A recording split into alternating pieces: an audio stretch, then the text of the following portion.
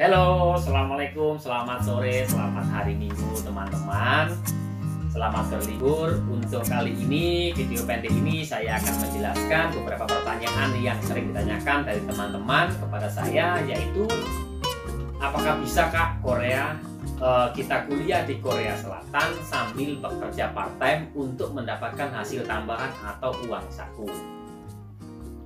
Oke, baik. Karena di Korea Selatan sendiri ini adalah salah satu negara yang sangat maju, sehingga sekarang banyak sekali teman-teman yang berminat untuk kuliah di Korea Selatan.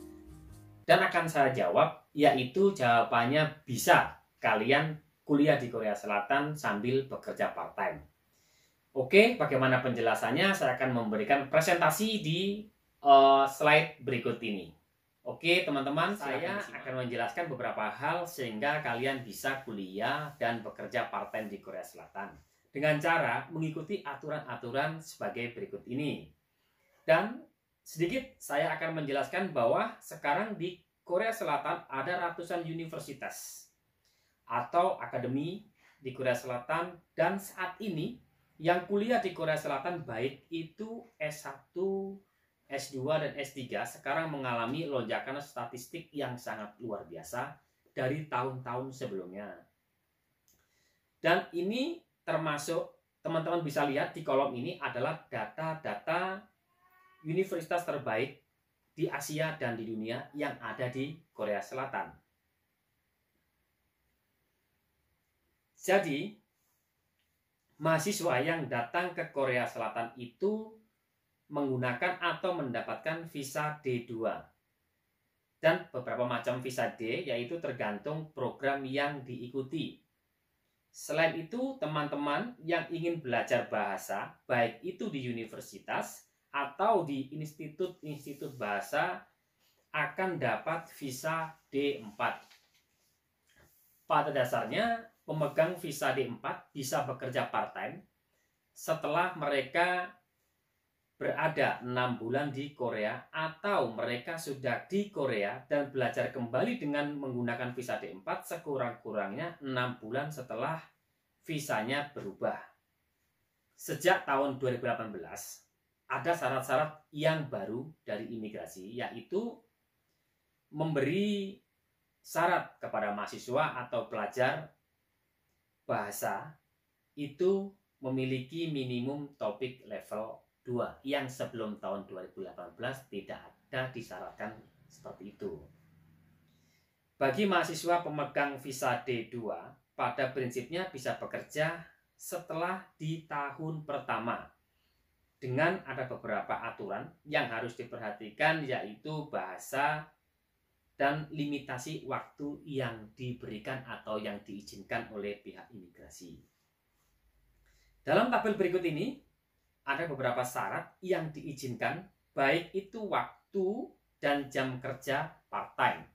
Contoh, bagi mahasiswa yang belajar di Language Training Program memiliki level 2 topik, maka diizinkan setelah 6 bulan berada di Korea bekerja maksimal 20 jam. Jika belajar di kampus yang terakreditasi, bisa bekerja sampai dengan 25 jam. Dan jika teman-teman tidak memiliki level topik 2, masih diizinkan bekerja hanya selama 10 jam saja untuk part-time. Misalkan mahasiswa untuk S1 bisa langsung bekerja sejak tahun pertama dengan maksimal 20 jam kerja. Atau di kampus-kampus yang tertentu bisa sampai dengan 25 jam.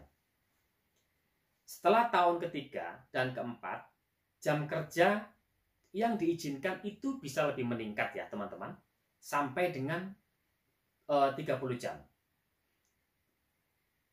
Oleh sebab itu, teman-teman untuk kemampuan berbahasa Korea sebelum masuk ke Korea itu sangat penting sekali. Karena apa? Itu karena sangat bisa membantu teman-teman untuk bisa lebih cepat untuk mendapatkan job part-time. Kan lumayan, bisa menambah income kalian untuk uang saku. Ada beberapa jenis pekerjaan part-time yang tidak memerlukan izin dari imigrasi. Yang pertama, seperti kalian bisa bekerja sebagai asisten dosen. Kedua, atau bekerja di perpustakaan. Yang ketiga, kalian bisa melakukan pekerjaan-pekerjaan rumah tangga atau semisal nih, contohnya ada tetangga memerlukan tenaga kalian dan kalian diberi upah, itu bisa tanpa izin. Bisa juga kalian mungkin mengikuti acara-acara tertentu yang sifatnya hanya satu kali, tidak berulang ya, sifat satu kali. Acara-acara mungkin pembuatan film dan lain sebagainya yang hanya satu kali bekerja. Atau juga teman-teman bisa berpartisipasi dalam sebuah kompetisi, maka hal itu tidak memerlukan izin. Tetapi teman-teman perlu diingat, ada juga beberapa pekerjaan part-time yang kalian harus mendapatkan izin dari imigrasi. Contoh sebagai berikut. Yang pertama, jika teman-teman bekerja part-time di restoran. Yang kedua, jika teman-teman bekerja sebagai asisten di kantor. Yang ketiga, mungkin teman-teman yang bekerja sebagai pemandu wisata. Dan yang keempat, mungkin teman-teman yang bekerja di duty free shop. Nah, itu harus mendapatkan izin dari pihak imigrasi. Jadi, ada juga beberapa pekerjaan yang tidak diizinkan untuk bekerja part-time sebagai kalian pemegang visa atau kalian yang belajar menjadi mahasiswa di Korea Selatan. Tidak diizinkan untuk bekerja les privat, atau kerja di konstruksi, atau kerja di manufaktur, itu tidak diizinkan.